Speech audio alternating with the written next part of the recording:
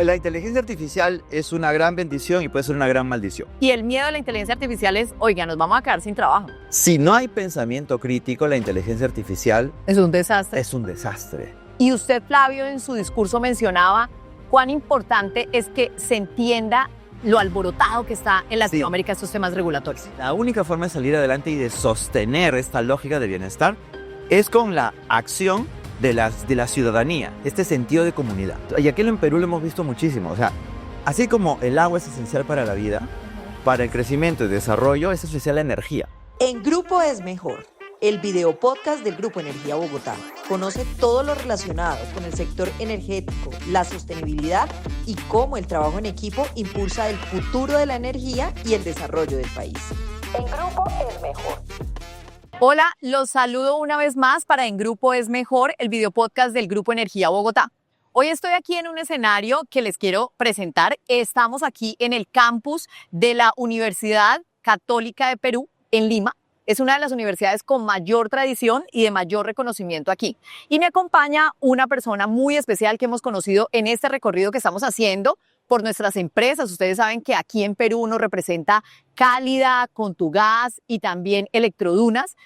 Hacemos también aquí todo el tema de distribución de gas y también el tema de energía. Entonces, pues nos vinimos a la universidad, a la academia, a saber qué es lo que ellos están haciendo y cuáles son esos intereses también en los temas regulatorios. Me encuentro en compañía de Flavio Aucejo. Flavio es el director de Educación Continua de la Universidad Pontificia Universidad Católica de Perú. Voy a leer muy brevemente su perfil. Es ejecutivo senior, economista con maestrías en regulación y políticas públicas en el Reino Unido. Es completamente bilingüe, con bastante experiencia en temas de diseño institucional y regulatorio. En comunicación estratégica tiene bastante experiencia. Y me voy a detener ahí, Flavio, porque es una de las virtudes que le hemos visto acá cuando llegamos. Quedamos sorprendidos porque dijimos especialista en regulación. Y cada vez cuando uno habla de regulación, uno dice, uy, jue madre, no les entiende nadie. O sea, dice... hablan en términos especializados, ingenieros ellos, y cuando los quiere escuchar el común de la gente no los entienden, pero a usted le entendemos perfecto. Bueno, gracias Olga por la invitación. Bueno, lo que ocurre es que yo soy economista de formación, pero durante la primera etapa de mi carrera hice 10 años de periodismo económico escrito. Y en la siguiente fase me tocó ser representante de una entidad pública y era el que tenía que interactuar con la prensa. Entonces ahí, digamos, por los golpes... O sea, eras como el vocero y ahí te tocó... Era el vocero y me tocaba hacer las conferencias de prensa. Ser el protagonista en las conferencias de prensa. Entonces tuve que aprender a responder a periodismo escrito, radial, televisivo, que es distinto. O sea, son técnicas distintas para que todos se vayan felices. Aquí, como decimos en Perú, el periodista lo que busca es la pepa, o sea, la noticia. Pero no le puedes dar Nosotros decimos la cereza del pastel. La cereza del pastel. Pero no le puedes dar la misma cereza a todos, porque si no, no es primicia para ninguno. O sea, a cada uno había que dosificar lo que tenías que decirlo en los códigos que maneja la televisión, que necesita imagen, la radio, que necesita declaraciones, voz, y la prensa escrita, que necesita un desarrollo mayor porque puedes ampliarte más, ¿no? Entonces, ahí es donde aprendí mucho de esto. Y la última fase es que durante un tiempo, cuando colaboraba con la Universidad del Pacífico, que es otra universidad aquí en Lima, yo fui el vocero de ellos en un microprograma de 3 minutos que tenía el noticiero de la mañana. Y de eso existe registro ahí, Por como supuesto, para chismosear y mirarnos. Todo está en YouTube. Pon Flavio Aucejo y van a encontrar. Ahí vamos a ver qué es lo que Flavio hacía pues en todo este recorrido, porque la verdad es muy buen comunicador. 1 de la mañana y nos acompaña Flavio Aucejo, economista, para conversar sobre cuál es la proyección de crecimiento de nuestro país a pesar pues de los desastres naturales. Bienvenido. Buenos días, Mijael. Sí, efectivamente, más o menos los cálculos señalan que tenemos 3.300 kilómetros de vías destruidas. Atrae a los estudiantes, atrae a esos incluso abogados y expertos en regulación, pero también a ingenieros.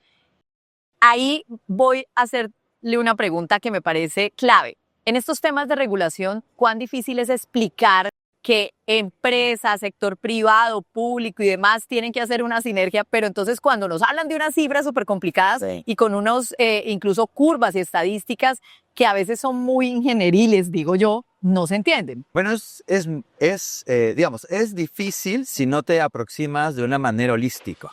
¿Ya? El ciudadano de a pie lo que necesita es que le hables en un lenguaje sencillo, ¿no? Y de algo que entiende. Entonces, para que tú pues, te puedas acercar, en este caso, no importa el servicio público, energía, eso no, la forma de entrar es sobre lo que para él es tangible. Para él, ¿qué él es tangible? Una factura.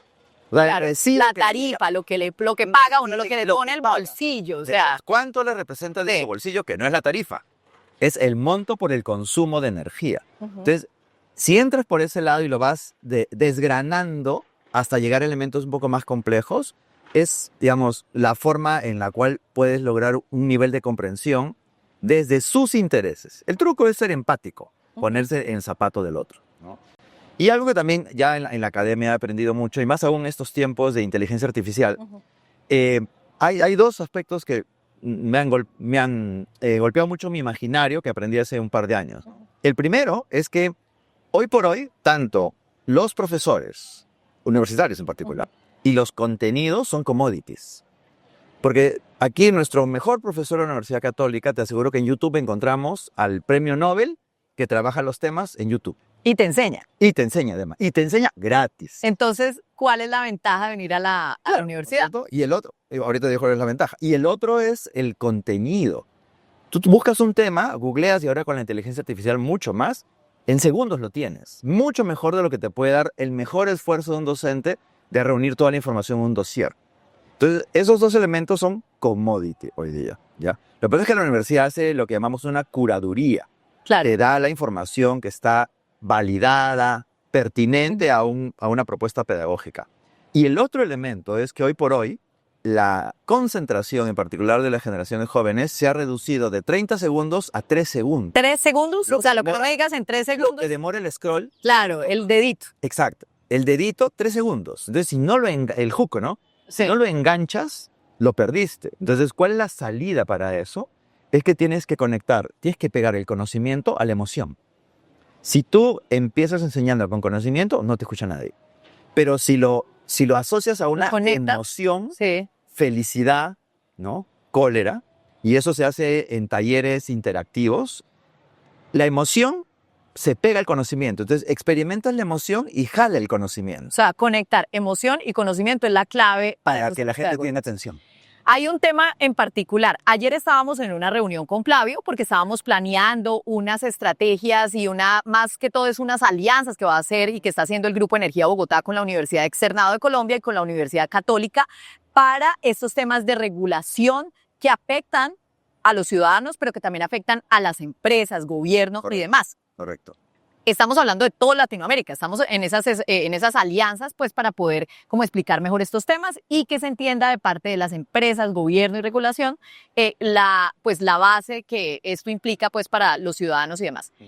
En esa reunión Flavio llegó y cogió y dijo los puntos en los que vamos a hacer pues esta firma, esta alianza son estos y estos. O sea, lo resumió. Y le dice, aparte de su equipo e incluso aparte del externado, ahora ustedes cojan la inteligencia artificial y ármenme el documento. O sea, tú no eres ignorante de que van a coger la inteligencia artificial. Sí, claro. Pero entonces ahí es la base del humano. O sea, ¿por qué no dice? Y el miedo de la inteligencia artificial es, oiga, nos vamos a quedar sin trabajo. Pues porque hoy la inteligencia artificial te hace el documento. Pero entonces la base del humano, ¿cuál es? O sea, ¿qué es lo que tiene que dar? Ya, mira. La inteligencia artificial es una gran bendición y puede ser una gran maldición, ¿ya? Totalmente. Es una gran bendición porque si tú ya has desarrollado el pensamiento crítico, tú planteas las ideas centrales que salen de tu abstracción en tus pensamientos, en tu imaginario, pones la estructura y lo que hace la inteligencia artificial es que te permite tener mucha más información, más estructurada, más completa, pero sobre la base de la estructura que tú le diste. Entonces, si no hay pensamiento crítico, la inteligencia artificial es un desastre. Es un desastre. Es un desastre porque entonces es únicamente un algoritmo muy sofisticado que mezcla palabras. Claro. Entonces ahí es una maldición. El problema es que la juventud, y ese es uno de los grandes desafíos que tiene esta universidad, el externado y la Universidad del Mundo Mundial, es cómo logras que los chicos tengan el pensamiento crítico que tú y yo podemos haber desarrollado por nuestra vida profesional. Ese es el gran desafío. Claro, porque hay que motivar ese pensamiento crítico pues para poder... Con 3 segundos de atención, ¿cómo hacemos? Sí, difícil. Bien difícil. Pero es eso, conectar también la emoción con el conocimiento. Bueno, Hoy es jueves aquí en la Universidad Católica. ¿Qué sucede los jueves? Bueno, en la Católica tenemos una larga tradición de cultivar, incentivar la expresión artística y la cultura. Esta es una universidad que tiene una base humanista, ¿ya? Entonces, los jueves lo que hace la universidad es detiene todas sus actividades académicas En el horario. en el horario de 1 a 3 y la universidad se convierte en una fiesta, ¿ya? Porque hay Muestras culturales. digamos, diálogos, conferencias, hay conciertos, hay expresiones artísticas. Es el momento en el cual la universidad se llena de vida. Claro, y Llena se de- llena de vida y reflexiona también académicamente sobre los temas que hay. Se preguntarán ustedes, ¿le están haciendo propaganda a la Universidad Católica? No, y le pregunto esto pues primero estoy feliz de estar acá, o sea, un campus bonito, enorme, o sea, de verdad una universidad encantadora y que le dan a uno ganas de volver a estudiar. O sea, a mí particularmente me dieron ganas de volver a estudiar. Pero se preguntarán, ¿por qué está haciendo estas preguntas? Pues porque resulta que una de las conferencias que hoy se desarrollan acá y que estamos desarrollando esta semana en la Universidad Católica es una conferencia que tiene que ver con regulación. Y ahí es donde yo hablo de esa alianza que hemos hecho como Grupo Energía Bogotá con nuestras empresas Cálida, Contugás y Electrodunas acá presentes, con el externado y con ustedes para hablar de los temas de regulación, específicamente a los reguladores, o sea, a esas personas que necesitamos como, venga, sentémonos a hablar de regulación. Y usted, Flavio, en su discurso mencionaba cuán importante es que se entienda lo alborotado que está en Latinoamérica estos temas regulatorios. Sí, en realidad yo soy especialista en regulación desde los 90, ¿ya? Y he seguido esta parte central de lo que es la prestación de los servicios públicos, en particular energía, ¿ya? Y siempre ha sido alborotado, ya hay que decir. O sea, no es que... No es novedad, o sea, siempre ha sido alborotado. Lo que pasa es que ese alboroto no trascendía al ámbito público. Era algo que se manejaba entre especialistas, Ya. ¿no? Habiendo trabajado en reguladores, todos los días teníamos un incendio. A veces el incendio era más grande o más pequeño. Pero hoy día... Eran bomberos. Sí, siempre, ¿ya? Pero sobre todo los de comunicaciones, ¿ya? Pero hoy día hay, después de que el neoliberalismo arrasó, digamos, en toda la región, ahora en este fenómeno de péndulo que entendemos mucho, hay toda una corriente, digamos, más de izquierda, ¿ya? Y en algunos casos de extrema izquierda, ¿ya? Entonces, estas divisiones entre derecha e izquierda en realidad no te dicen mucho. Lo que tenemos en estricto senso es, teníamos una corriente que era pro mercado y ahora tenemos una corriente que es pro Estado. ¿Ya? Claro. Podemos discutir cuál es mejor, cuál es peor, ¿ya? Pero ¿Y en esa- dónde es mejor sí, estar? ¿dónde es Sí. mejor? Pero ya, si ese fuera pro Estado, bueno, podríamos conversarlo. Pero el problema que tenemos, en particular en Perú, es que vivimos turbulencia política desde el 2016, que se ha combinado con lo que llamamos un severo deterioro de la institucionalidad estatal. Ese es un término más académico. ¿Qué significa eso? Que los intereses de los partidos políticos que luego asumen responsabilidades de gobierno ya no son el bienestar de la sociedad. Es el bienestar particular, ¿no? Y lo que llamamos, para no juzgar ni tampoco calificar, intereses indebidos o intereses desalineados del bienestar. ¿Eso qué provoca? Que en América Latina en general y en Perú en particular, los blindajes institucionales que tenía el sistema regulatorio, que provocaban mecanismos de ingreso de las autoridades regulatorias y las autoridades gubernamentales en general, y que hacían que estos tuvieran meritocracia, determinados perfiles y características que estuvieran las condiciones para ejercer un cargo tan sofisticado como es mantener este equilibrio entre empresa, Estado y usuarios, ¿no? Prácticamente se han diluido. Y entonces esos blindajes se han estado y se siguen horadando. Ya. Eso ya es complicado, pues, porque ya tengas una lógica pro mercado, pro Estado, lo importante es que el que asuma la responsabilidad sepa lo que tiene que hacer. O sea, Claro. tenga el conocimiento Para poder ejercer. para poder ejercer y para tomar decisiones informadas. ¿Ya? En el Perú eso no está pasando.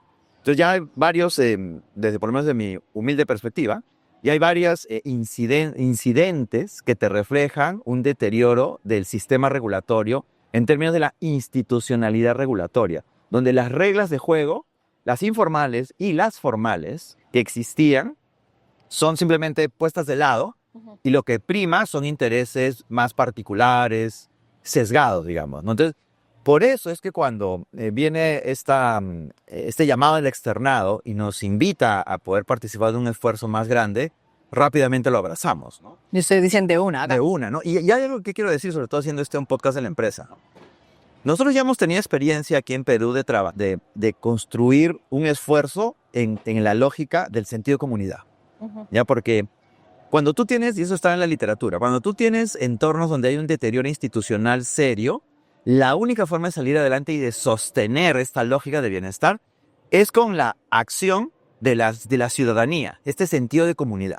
¿Ya? Ya. Hemos trabajado algo interesante en salud, donde en eventos abiertos congregamos al Estado, en la figura del ministerio y los organismos especializados de salud, a la empresa, a los laboratorios, a la sociedad civil organizada, organizaciones de pacientes, en fin, Sí. y finalmente a la academia, nosotros. Entonces, ya, O sea, ya tienen esa experiencia. película la hemos visto. Ya. Esa película la hemos visto y yo estoy totalmente convencido que es algo que tenemos que hacer acá. Porque En el tema de energía. esta idea, en servicios públicos, pero en particular en el tema de energía, ¿ya? Por dos razones. Uno, esa dinámica no hemos tenido en el Perú. En el Perú se reúnen los expertos economistas, ingenieros, y te hablan de sus curvas, nadie entiende nada. ¿Ya? Mientras la institucionalidad se viene abajo. ¿Ya? Entonces, la posibilidad de integrar en una mesa a la industria, ya sea de energía, ¿no? Gas, electricidad, a las autoridades, ministerios, Ya. reguladores, ¿no? A la sociedad civil organizada. ¿Quiénes son? Los consumidores. Claro. O sea, las grandes empresas, las medianas empresas, las pequeñas empresas y el usuario final. Y nosotros como academia, para no hablar de la parte técnica ingenieril, sino hablar de la parte institucional, de cómo hacemos para que el sistema esté blindado de interferencias políticas indebidas. Las recomendaciones de OCDE, ustedes son parte de OCDE, Sí, Colombia. en Colombia. Nosotros somos que peleamos para ver si nos invitan o no, porque te invitan. Van en esa línea. Todos los estudios que se han hecho sobre OSINERMIN, OSIPTEL, Sí, esos son los reguladores de acá, reguladores en en Perú. Perú, ¿ya? Todos indican que hay un problema de gobernanza. Y esa gobernanza, ¿qué significa la gobernanza? Es la forma como nos organizamos para trabajar en conjunto. Ya. Entonces, como la orientación es hacia bienestar, sino a un trabajo sesgado, nuestra gobernanza está muy severamente afectada. Y hay un rol muy importante en la industria, en particular las industrias de energía y de gas. O sea, lo que es la parte de empresas de electricidad o las empresas de gas, yo aprendí cuando hacía periodismo económico, las hidráulicas, por ejemplo, son vacas lecheras. O sea, tú construyes una hidráulica, Y se paga todo. Acá tenemos el caso de una central hidroeléctrica que está metida en un cerro, ¿ya? Va a cumplir 100 años esa central. La central hidroeléctrica genera 2.5 millones de soles al año limpios. ¿Cuánto cuesta mantener esta central hidroeléctrica que tiene 80 años? 100.000 soles.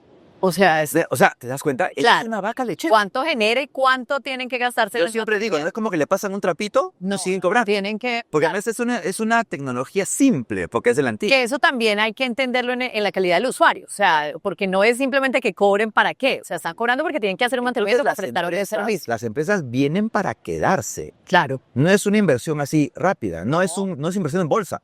Se van a quedar 50 años, 100 años, 150 años, 200 Y años. por eso es que el tema de gobernanza y la relación con... Claro, clave, porque ¿sí? al inversionista tú le tienes que dar condiciones de predictibilidad Para que hoy ponga y plata. para dentro de 100 años. Claro, claro. Yo cuando estudié en la Universidad de Oxford, yo fui con una beca de la empresa Shell. Ajá. ¿Ya? Y en ese tiempo Shell nos llevó a hablar con su gente de prospectiva. Estamos hablando del año 98. Ya. ¿Ya? La gente de prospectiva nos mostró los planes de Shell para los próximos 100 y 150 años. O sea, ni siquiera estaban Claro, pensando no. en 20. Su equipo de prospectiva había pensado el mundo para dentro de 100 años, porque la empresa cumplía 100 años y quería estar 100 años más operando. ¿Ya? Entonces es lo primero. O sea, tú tienes que generar condiciones para que la empresa se quede mucho tiempo. Claro. ¿Ya? Y lo segundo es que, claro, ahora ahí está lo no, que las empresas privadas todas son malas. Un ratito, claro que hay empresas privadas Sí. malas. Pero eso no es culpa de la empresa privada, eso es culpa de la institucionalidad que genera que un actor no orientado a generar rentabilidad social y también rentabilidad económica venga al mercado. Entonces tú necesitas buenas empresas. Empresas que tengan gobierno corporativo, que estén pensando en la generación de valor público. El valor compartido que le llama Porter, ¿no? Valor compartido. Entonces, por eso es necesario que quien se tiene que meter y que tiene mirada de largo plazo y no se involucra con nadie, la academia. Pues eso es demasiado importante y es por eso que estamos buscando hacer estas alianzas, sobre todo acá en Perú, pues para mirar cuál es ese contexto y entenderlo por Y especial. además a las empresas, o sea, como ustedes, les interesa. Claro, Porque claro. si la empresa sale a hablar, dice, no, No le creo. eso es lobby. Claro, No le creo. exacto. Pero si la academia no solamente sale a hablar, sino pone a todos en la mesa Exacto. y generamos una discusión seria, es distinto. ¿Ya? Porque tú estás escuchando a la empresa, estás escuchando al gobierno, estás escuchando a la sociedad civil, o sea, los consumidores y la academia. Entonces, ese trabajo, esa mesa de cuatro patas, genera una muy buena gobernanza, es una gobernanza saludable. Obviamente que van a haber tensiones. Pero También van a haber conflictos, obviamente.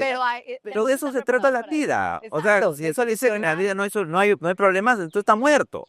¿Ya? Entonces, yo nunca hablo de problemas, yo hablo de desafíos. Ajá. ¿Ya? Entonces, aquí el desafío es sostenibilidad. Y hay un último elemento, ¿ya? Si me permites. Y así como el agua es esencial para la vida, para el crecimiento y desarrollo es esencial la energía. Claro. O sea, y aquí en Perú lo hemos visto muchísimo. O sea, el pueblito más chiquito, cuando llega la electricidad, llega la vida. Claro. O sea, el señor que tiene su bodega puede tener una refrigeradora para vender productos que necesitan refrigeración. Los niños pueden estudiar en la noche no con una vela, sino con electricidad. El señor que tiene una metal mecánica puede ofrecer servicios a los Para amigos. poder. O sea, Es una cantidad. Mire, y literal, eso, el día y la noche. no sé, Flavio, pero sería súper bueno que usted conociera al presidente del Grupo Energía Bogotá, Juan Ricardo Ortega, que él habla de eso. Él habla del tema de Estar en Bogotá, por si acaso. Bueno, buenísimo. Porque él habla de eso. La electricidad finalmente genera una evolución Por supuesto. en pro de la humanidad. Te digo lo siguiente. SUNAS SUNAS es regulador de agua, hizo estudios para ver cuál era el efecto de tener agua potable en los logros de aprendizaje. Ya. Y demostró econométricamente que las poblaciones que tienen agua mejoran logros de aprendizaje. Lo mismo con electricidad. O sea, es directo el efecto. Sí. Pero es en salud, en educación, Sí. en actividades productivas Evolución. como turismo. O sea, Claro. las dimensiones del efecto de la energía son brutales. ¿Ya? Y eso es lo que hay que tener en cuenta. Pero eso es lo que hay que medir y eso es lo que hay que decir. Pues yo me quedaría encantada aquí hablando con Flavio y los hemos pasado los 15 minutos, pero me quedaría encantada porque además tiene una conversación interesante, uno aprende, enseña, bueno, me encanta. Gracias. No lo puedo dejar ir sin preguntarle cuál es esa alianza que se va a tener y ustedes firmaron incluso con la Universidad Externado, pues para que esto no se quede simplemente en esta conferencia de hoy jueves. Sí, mira, nosotros en la Escuela de Gobierno y Políticas Públicas, que es mi unidad base, digamos, aquí en la universidad, lo que estamos haciendo es abrazar algunas temáticas que tienen una proyección de largo plazo, también porque el próximo año tenemos elecciones, ¿no? Entonces hay discusiones que se tienen que hacer. Que eso además, ¿ustedes cuántos presidentes han tenido de buenos? Hemos tenido un presidente por año en los últimos 5 años, ¿cierto? Eso es bastante movido. Duro. Además, todos nuestros expresidentes están presos. Los que están vivos están presos, ¿ya? De hecho, hoy día va a salir uno de ellos, ¿ya? De prisión. Pero todavía tiene juicios pendientes. Tremendo. Bueno, entonces, Ahí nos quedaríamos en otros. ese es otra podcast. Es otra historia, ¿ya? Para nosotros, entonces, el poder tener una alianza estratégica de largo plazo con el externado se vuelve un elemento central porque algo que siempre es difícil hacer, ¿ya? Pero que resulta siendo muy relevante son los estudios comparados, ¿ya? Entonces, poder tener una alianza de largo plazo con el externado y que eso se pueda extender, digamos, a alianzas con otras universidades en la región sería súper útil, ¿no? Pero todo eso, por eso decía previamente, ¿no? Todo eso cuesta plata. Claro, Ya, y hay no que cuesta buscar también un apoyo. Y necesitas tú un financiamiento transparente de la industria para que funcione, porque repito, esto le conviene a la industria. Ya no es que ya se vendieron. No. Esto es algo que es saludable para la sociedad. Entonces, la clave es el trabajo en comunidad y la transparencia. Y ya está. Pues miren, aquí hubo conferencias con personas muy importantes que saben de regulación de Argentina, de Chile, de Colombia y pues obviamente también de acá de Perú. Le agradecemos a Flavio por habernos recibido en esta institución educativa que de verdad estoy impresionada. Un campus de ¿cuántas hectáreas? 42 hectáreas. 42 hectáreas y eso que prácticamente ustedes fundaron este sector acá en el Perú ¿hace cuántos años? Uy, ya la universidad tiene 108 años. 108 años. Pues hicimos parte aquí también de esta historia que construye día a día la Universidad Católica en Perú. Bueno, pues muchísimas gracias. Y ahora en Noticias G. El Grupo Energía Bogotá, a través de su filial TGI, presentó al país una propuesta estructural, técnica y viable para enfrentar el riesgo de desabastecimiento de gas natural que podría presentarse desde enero del 2027. La iniciativa, respaldada por rigurosos estudios de factibilidad, plantea la conexión con el campo Chuchupa aprovechando la licencia ambiental de infraestructura existente, lo que permite avanzar de manera eficiente, oportuna y sostenible. Esta alternativa garantizaría el suministro de gas a precios competitivos y estables, asegurando la continuidad de los hogares, la industria y el desarrollo económico nacional. TGI reconoce y valora otras propuestas que también buscan fortalecer la seguridad energética del país en un momento en el que todas las iniciativas que aporten soluciones concretas son valiosas para proteger el abastecimiento y la competitividad de Colombia. Lo importante es contar con la voluntad y la coordinación institucional necesarias para materializar este tipo de iniciativas para avanzar juntos hacia una seguridad energética sólida y sostenible. Enlaza moderniza Subestación El Paraíso y mejora con viabilidad del servicio de energía para la capital del país. Ubicada en el municipio del Colegio, en Cundinamarca, la Subestación El Paraíso, que opera hace más de 40 años, fue renovada con tecnología de última generación. La modernización de este activo fue realizada por Enlaza, filial del Grupo Energía Bogotá, en coordinación con Enel Colombia, para fortalecer la prestación del servicio para la demanda de energía eléctrica de esta región del país, que representa el 25% del total nacional. ¿Sabías que la Universidad Externado de Colombia y la Pontificia Universidad Católica del Perú suscribieron recientemente, con el apoyo del Grupo Energía Bogotá, un acuerdo de voluntades que apuesta por la creación de la Red Latinoamericana de Investigación en Servicios Públicos? Esta es una iniciativa académica que busca generar conocimiento, aportar a las políticas públicas y promover soluciones innovadoras en torno a servicios esenciales, en especial en el sector energético, clave para el desarrollo social y económico de ambos países.